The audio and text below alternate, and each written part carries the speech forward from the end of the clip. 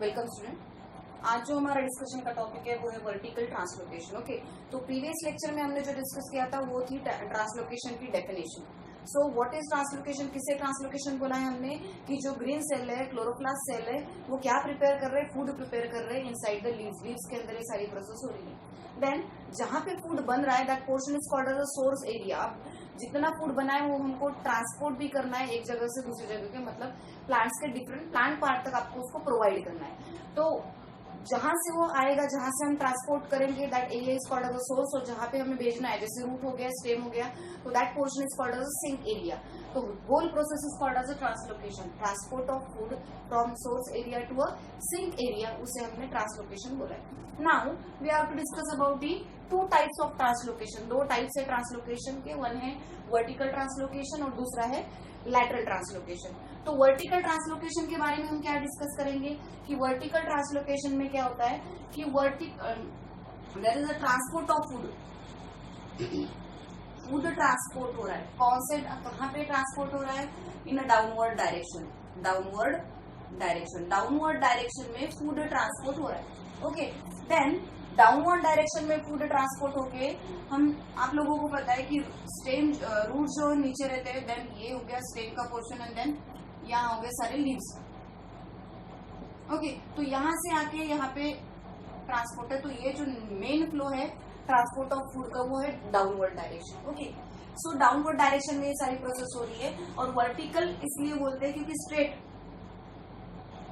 Upward direction में भी यहाँ पे ट्रांसपोर्ट ऑफ फूड किया जाता है। एक तो डाउनवर्ड डायरेक्शन में, ओके, अपवर्ड डायरेक्शन में ट्रांसपोर्ट ऑफ फूड किया जाता है।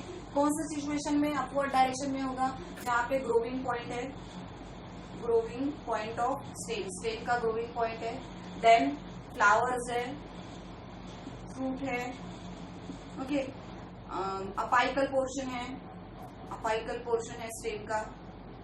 तो इन सारी जगहों पे क्या होता है? ट्रांसपोर्ट ऑफ फूड होता है इन अपवर्ड डायरेक्शन। और इन डाउनवर्ड डायरेक्शन कहा जाएगा स्टेम और रूट में फूड का ट्रांसपोर्ट होगा। जिस जहाँ पे अपवर्ड डायरेक्शन या फिर डाउनवर्ड डायरेक्शन है उस एरिया को हम बोलेंगे सिंक एरिया। उस एरिया को हम बोलेंगे सिंक एरिया। तो ये हो गया वर्टिकल ट्रांसलोकेशन, और इसे ही हम लॉन्जिट्यूडिनल ट्रांसलोकेशन भी बोलते हैं। Okay, this is again called as a longitudinal translocation. Then we have to discuss about the next one, that is a lateral translocation. Second जो portion है वो है lateral translocation. तो lateral translocation किसे बोलेंगे हम?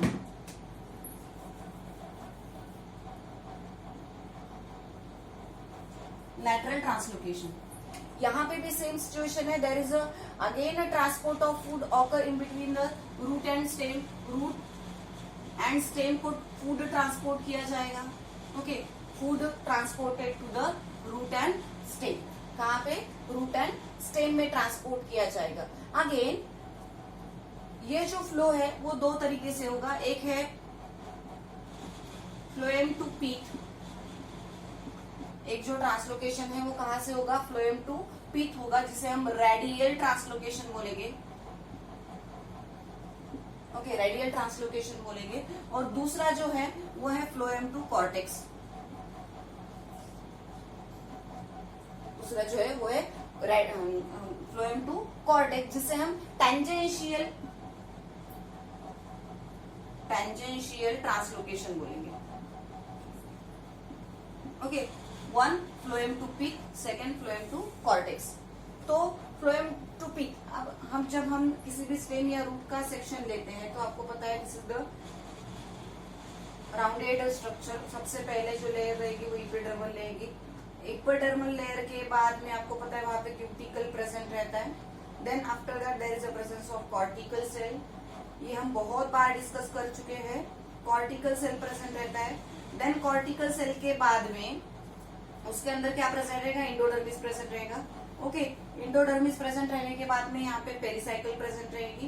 पेरिसाइकिल के बाद में यहाँ पे xylem and phloem muscular bundle present रहेंगे। और जाइलम एंड फ्लोएम होने के बाद में ये पूरा राउंड ऐसा बनेगा, और बीच में का जो पोर्शन बचेगा that portion is called as a peak. बीच में जो पैरेन्काइमेटस सेल रहते हैं, लार्जर सेल रहते हैं पैरेन्काइमेटस सेल, क्योंकि ये तो राउंडेड पोर्शन हो गया। यहाँ पे सेम जगह पे, हर जगह पे सेम सिचुएशन। पहले epidermis, cuticle, epidermis, cortex, endodermis, उसके बाद में पेरिसाइकल, उसके बाद में जाइलम एंड फ्लोएम।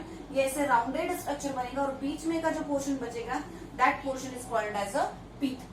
अब जो फ्लोएम है, ये फ्लोएम क्या करेगा, एक डायरेक्शन में जो फूड बना है वो फूड को ट्रांसपोर्ट करेगा फ्रॉम फ्लोएम टू पीथ, और दूसरी जगह पे फ्लोएम टू कॉर्टेक्स।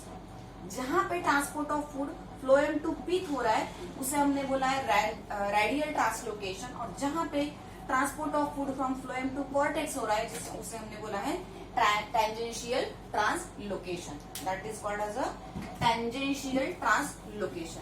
आप लोगों को पता है, हमने इससे पहले भी डिस्कस किया है कि फूड जो प्लांट प्रिपेयर करते हैं, प्लांट प्रिपेयरिंग का फूड कौन से फॉर्म में होता है, ग्लूकोज, लेकिन वो ग्लूकोज के फॉर्म में उसे यूज नहीं करते, यूटिलाइज नहीं करते, it is use as a sucrose.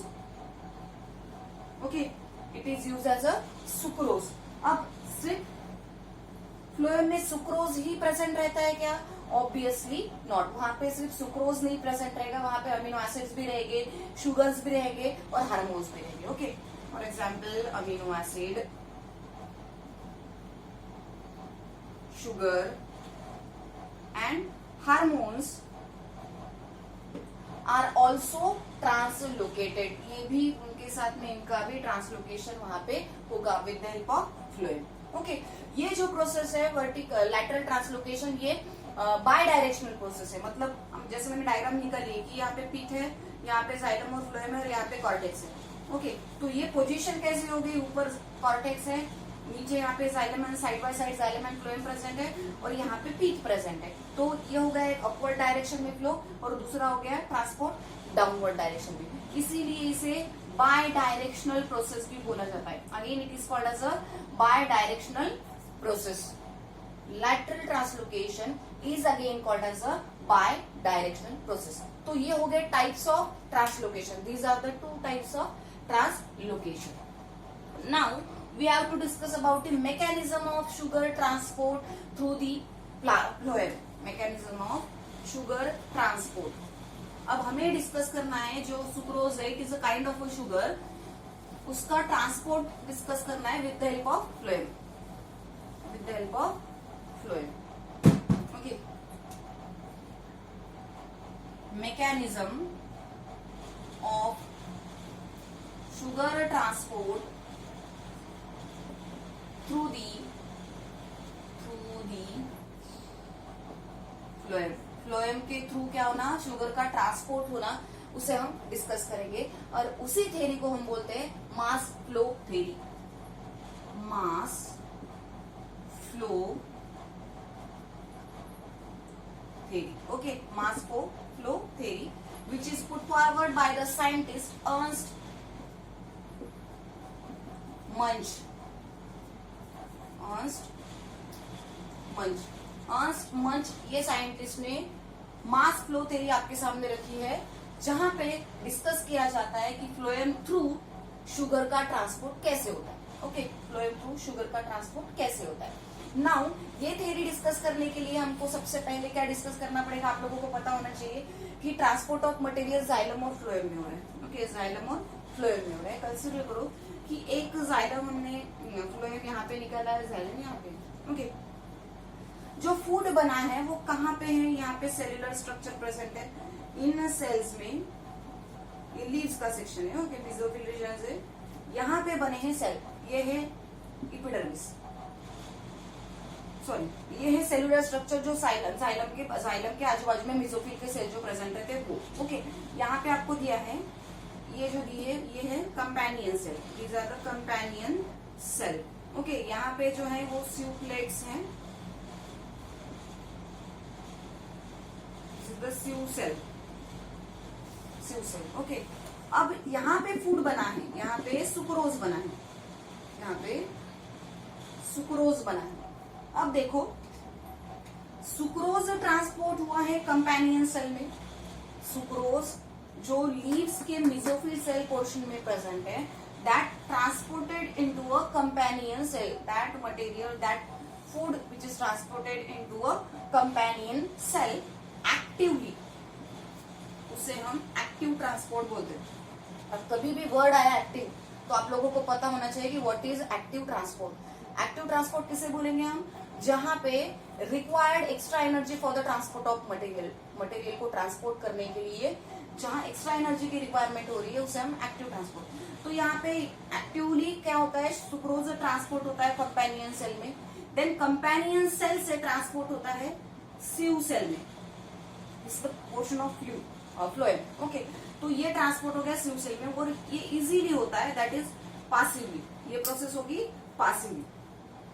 पहले एक्टिवली, ये एग्जाम पॉइंट ऑफ व्यू बहुत ज्यादा इंपॉर्टेंट है, सीईटी हो या फिर नीट हो। ओके, तो सुक्रोज जहां पे सुक्रोज से ट्रांसपोर्ट होता है कंपेनियन सेल में विच इज एक्टिवली, और कंपेनियन सेल से ट्रांसपोर्ट होता है फ्लोएम में इन सीव सेल, दैट इज पासिवली, मतलब इजीली पास ऑन हो जाता है। अब यहाँ पे सुक्रोज आ गया, मतलब यहाँ पे क्या हुआ, लोडिंग हो गया, और ये लोड की किसने किया, ये जो सुक्रोज है यहाँ पे लोड किया है, उसे हम लोडिंग बोल रहे हैं। ये लोडिंग किसने किया है, किसने किया है, यहाँ पे लोडिंग वेंस प्रेजेंट रहती है, जो वेंस के थ्रू सुक्रोज यहाँ पे अंदर लोड किया जाता है। Okay, so with the help of loading veins sucrose will be loaded into a phloem portion, that is a sieve cell. अब यहाँ पे सुक्रोज आ गया, यहाँ पे जाइलम प्रेजेंट है, जाइलम में मिनरल्स और वाटर प्रेजेंट रहता है। ओके, जाइलम में मिनरल और वाटर प्रेजेंट रहता है। अब क्या होगा कि जाइलम में जो वाटर है, तो जाइलम के बाजू में फ्लोएम प्रेजेंट है, तो यहाँ का जो वाटर है वो यहाँ पे ट्रांसपोर्ट होगा, ये हो गया वाटर मॉलिक्यूल। ओके, तो सुक्रोज के साथ में वाटर मॉलिक्यूल, क्योंकि ट्रांसपोर्ट तो सभी चीजें करनी है हमें, सिर्फ वाटर खाना तो नहीं देना है, उसके साथ में वाटर भी आपको प्रोवाइड करना है। तो उसके साथ में क्या हुआ कि जाइलम में जो वाटर था वो वाटर एंटर करेगा with the help of osmotic pressure, osmotic pressure से के हेल्प से यहाँ पे क्या होगा, वाटर यहाँ पे एंटर करेगा इनसाइड दी फ्लोएम, फ्लोएम के अंदर वो एंटर हो गया। ऑब्वियसली यहाँ पे दो चीजें काम करेगी, एक है टर्गर प्रेशर, टर्गर प्रेशर, और दूसरा है ऑस्मोटिक प्रेशर। ये दो चीजें यहाँ पे वर्क करने वाली है। टर्गर प्रेशर किसे बोल रहे हैं हम, जहाँ पे वाटर एंटर करता है और जहाँ पे फुल्ली सेल भरी हुई रहती है उसे हम टर्गेट सेल बोलते हैं। तो ऑब्वियसली यहाँ पे वाटर एंटर हुआ तो अंदर टर्गर प्रेशर बढ़ेगा, ये बहुत हम डिटेल में डिस्कस कर चुके हैं। तो because of the sucrose there is again presence of water, and because of these both substances are present inside the phloem, there is a creation of obviously turgor pressure. इसके अंदर क्या हुआ, turgor pressure increase हो गया, और because of the turgor pressure, अब ये turgor pressure increase होने के लिए कौन सा क्राइटेरिया हम यहाँ पे वर्क किया, वो है इंडो ऑस्मोसिस। किसे बोला था हमने, endosmosis. There is entry of water molecule from higher concentration to a lower concentration, higher concentration से लोअर कॉन्सेंट्रेशन में एंट्री ऑफ वाटर मॉलिक्यूल ना, उसे हमने क्या बोला था, इंडो ऑस्मोसिस। तो यहाँ पे जाइलम में बहुत ज्यादा वाटर है, उसने एंटर किया, हायर टू लोअर एंटर किया, तो ये हो गया इंडो ऑस्मोसिस। और बिकॉज ऑफ द क्राइटेरिया और because of the Indo osmosis water enter inside the phloem, and because of this situation turgor pressure increase with in the phloem, with in phloem के अंदर turgor pressure बढ़ गया, और because of that turgor pressure, यहाँ पे सबसे ज्यादा turgor pressure है, नाउ इट इज ट्रांसपोर्टेड, ये हो गया source area, this is the source area. अब जहां पे पहुंचाना है, फॉर एग्जाम्पल रूट है या फिर स्टेम है, तो ये हो गया सिंक एरिया, जहां पे ये जाएगा, मतलब source to sink, source to sink. तो ये यहाँ पे क्या हो गया, फूड यहाँ पे एंटर करेगा रूट और स्टेम पोर्शन में, तो टर्बिडिटी यहाँ पे बढ़ी। अब यहां से जाके जहां पे सिंक एरिया में क्या प्रोसेस होगी कि जितना भी वाटर अभी रिक्वायर्ड है ये सब वहां पे जाके ये पहुंचा देंगे। अनलोडिंग की प्रोसेस वहां पे होगी। अनलोडिंग की प्रोसेस का मतलब क्या होता है कि इसने अब उठाया है, अब उसको वहां पे जाके छोड़ देना है, अनलोड करना है। तो वहां पे भी अनलोड करने के लिए अनलोडिंग वेंस प्रेजेंट रहती है, जो वाटर और सुक्रोज जो फूड उन्होंने लाया है जहाँ पे सिंक एरिया में उनको जाके छोड़ देना है। ओके, तो ये प्रोसेस करते टाइम यहाँ पे अब क्या प्रोसेस होगी, एक्सो ऑस्मोसिस। कौन सी प्रेशर होगी, प्रोसेस होगी एक्सो ऑस्मोसिस की, मतलब लॉस ऑफ वाटर। क्या होगा, जहाँ पे एंट्री, जहाँ पे यहाँ पे जाएगा और यहाँ पे लॉस ऑफ वाटर हो जाएगा, सेल में से पूरा वाटर जो भरा हुआ था या फिर जो भी सब्सटेंस अंदर थे वो पूरे बाहर निकल जाएंगे, तो उसे हम बोलेंगे एक्सो ऑस्मोसिस। और एक्सो ऑस्मोसिस होने के टाइम पे क्या होगा, टर्गर प्रेशर डिक्रीज होगा, टीपी गेट डिक्रीज,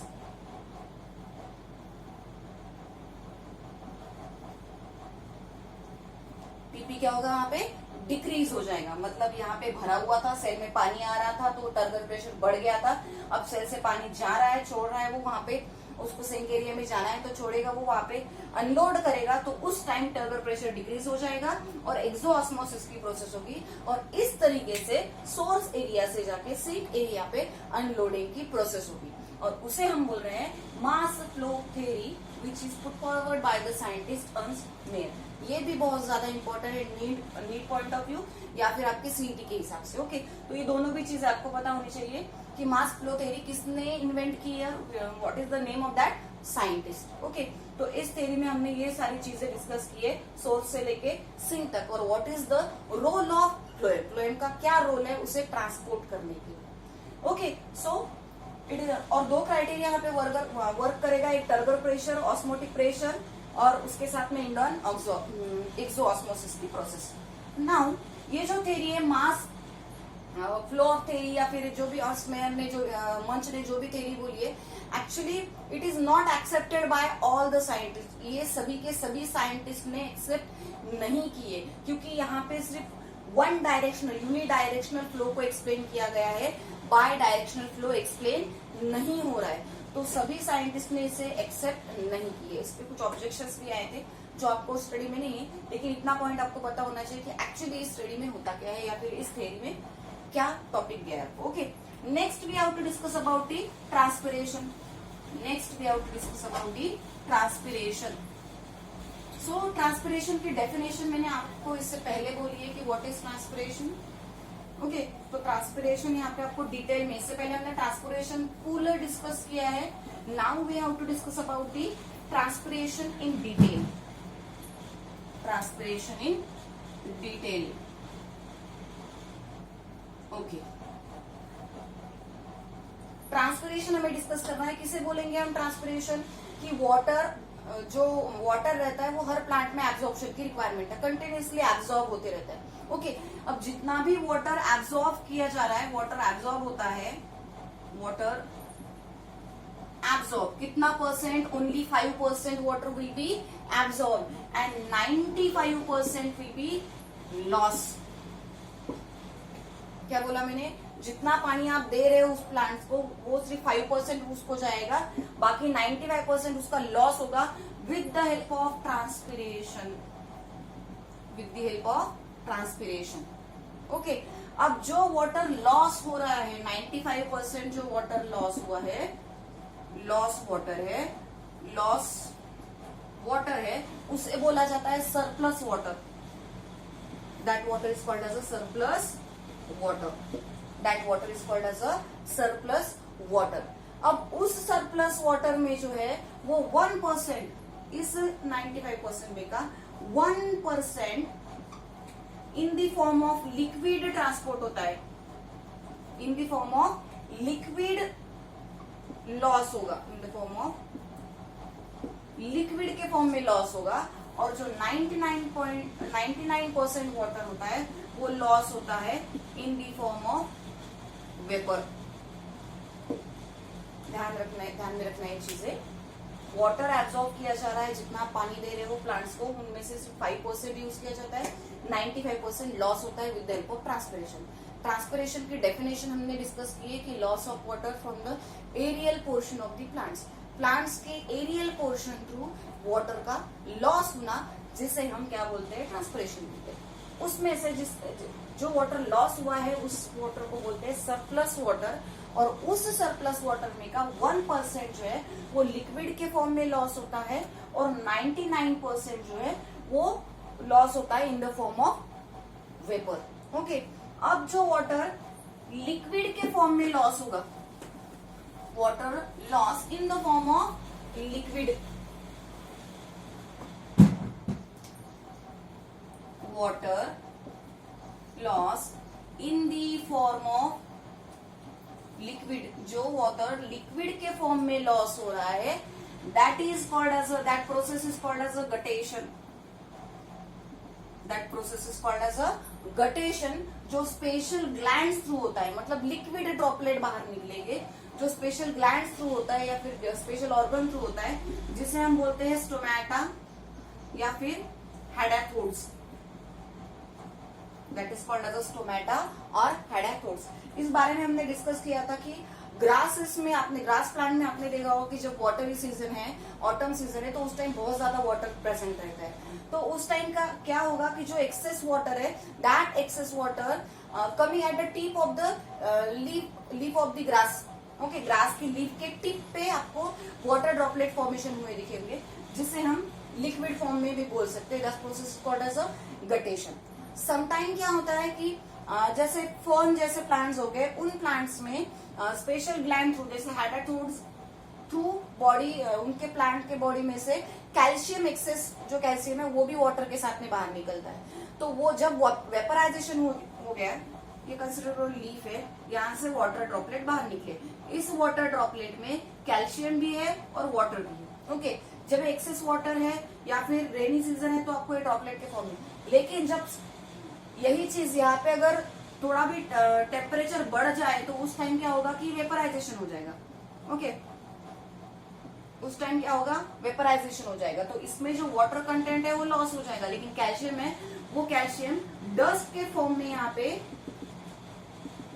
प्रेजेंट रहता है। जब वाटर का वेपराइजेशन हो जाता है तो उसे हम बोलते हैं चॉक ग्लैंड। यहाँ पे चॉक की अपीयरेंस तैयार हो जाता है लीफ पे, उसे हम चॉक ग्लैंड भी बोल सकते हैं। ओके, तो ये हो गया व्हेन लिक्विड थ्रू, जब वो 1% का जो वाटर था जो लिक्विड के फॉर्म में था, उसका हमने क्राइटेरिया बोला, it is called as a guttation. Okay, so then next one, जो 99% सरप्लस वाटर में का लॉस होता है, जो वेपर के फॉर्म में होता है, ऑब्वियसली उसे हम बोलते हैं transpiration. Okay, loss of water in from the aerial portion of the plants, क्योंकि वो कौन से पोर्शन में, कौन से फॉर्म में होगा, वेपर के फॉर्म में होगा, तो उसे हम बोलेंगे ट्रांसपिरेशन। ओके, नाउ ट्रांसपिरेशन 3 तरीके से होते हैं। There is 3 kinds of transpiration are given there. 1 types of transpiration. Okay, 3 तरीके से ट्रांसपिरेशन दिए यहाँ पे। 1 cuticle transpiration, cuticle transpiration. Second, that is lenticular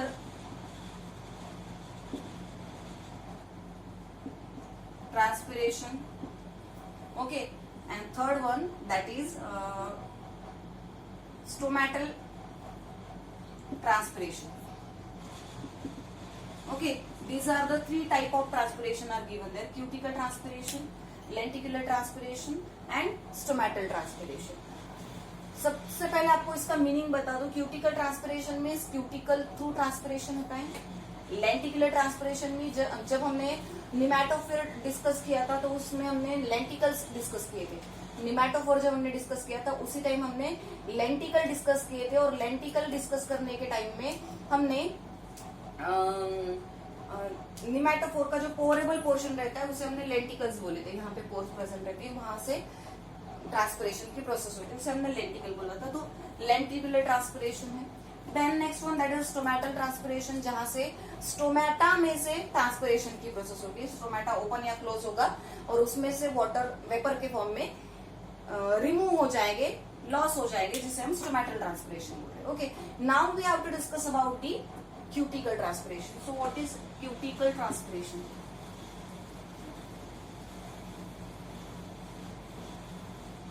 cuticle transpiration, आप सभी लोगों को पता है, जब भी हम सेक्शन लेते हैं, ओके, तो सेक्शन जब लेते हैं तो स्टार्ट करते हैं इंडोडर्मिस से।